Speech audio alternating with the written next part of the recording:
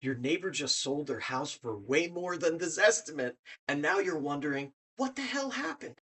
Here's the truth. Online estimates don't see your house. They see data. They see square footage, beds, baths, location. That's it. They don't see the smell when you walk in, the condition of the floors, the quality of the kitchen, or how the home actually feels. And those things drive price. Now let's talk about your neighbor, okay? On paper, maybe your homes looked similar, but in reality, they might have had a fully updated kitchen, clean move-in condition, better layout, or just showed better than your house, and buyers noticed. Because buyers don't buy spreadsheets, they buy what they feel when they walk through the door.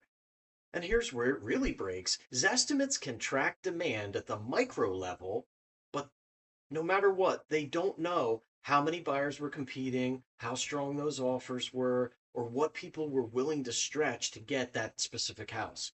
So when a home gets multiple offers, the price goes beyond what any algorithm predicted. And suddenly, this estimate looks completely wrong.